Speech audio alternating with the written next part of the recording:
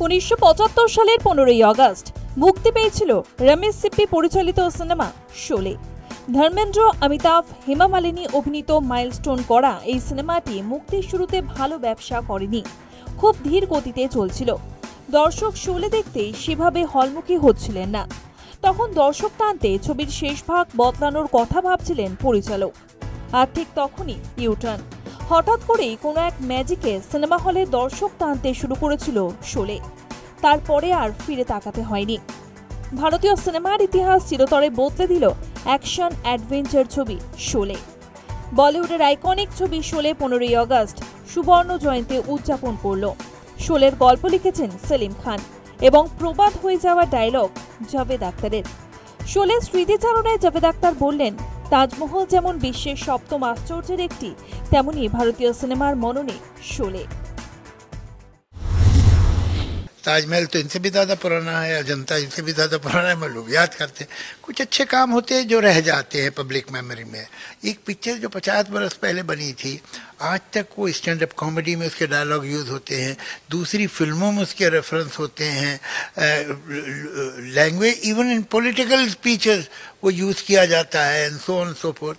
So how and why it has happened, I mean, what is charisma? There is no definition of charisma. It happens and then you try to reason it out, find some rationale or logic in it, but I think it is beyond it. ছবির পরিচালক রমেশ সিপ্পিকে 50তম বর্ষপূর্তি উপলক্ষে সংবর্ধনা দেওয়া হয়। সিপ্পি বলেন, এই সংবর্ধনা তার নয়, সিনেমার প্রাপ্য। ऐसे ही स्वतंत्रता दिवस पे शोले रिलीज हुई 50 साल पहले, और आज 50 साल बाद उसी दिन पे हम मिले हैं ताकि शोले के 50 साल और इस मुल्क के 78 इयर्स, आज 78th इंडिपेंडेंस डे है। बहुत अच्छा लगता है कि ये दोनों मिलकर इस कंट्री की शान बढ़ा रहे हैं।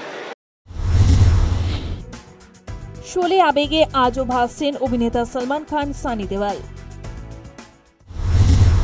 शोले तो हमने कुछ 5-6 बार देखी है, और लेकिन शोले का जो रिकॉर्ड था, एक रिकॉर्ड डायलॉग्स और गानों का एक रिकॉर्ड बनाया था।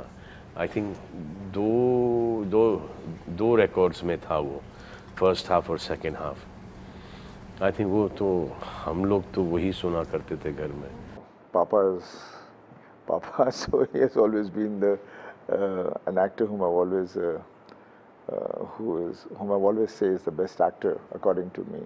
जिन्होंने इस तरह के the body of work he's done, and Sholay was one of those films which उस वक्त भी शुरू में लगी थी तो बिजनेस थोड़ा सा डल था, फिर बाद में जिस तरह से वो उठी, आज भी हम शोले करते रहते हैं।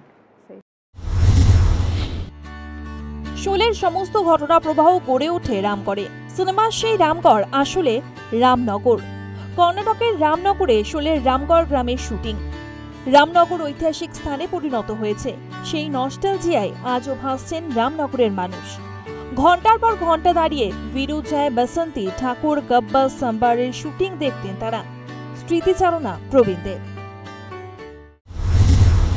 और बहुत से लोग शूटिंग देखने आया करते थे, और जीपी सिप्पी और रमेश सिप्पी सब कभी भी लोगों को नहीं रोका। जो भी ऑडियंस आते हैं, विजिटर्स आते हैं, उनको अंदर अलाउ करते हैं।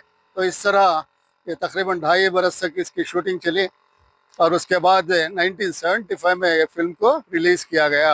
शूटिंग चल रही तो देखने को आया, तो ये जो मंजर है पूरा सब बदल गया है। जब वो शूटिंग के लिए यहाँ पे जो मस्जिद बनी थी, मंदिर बनी थी, और ये घोड़ों का तबेला रहा था, तो बहुत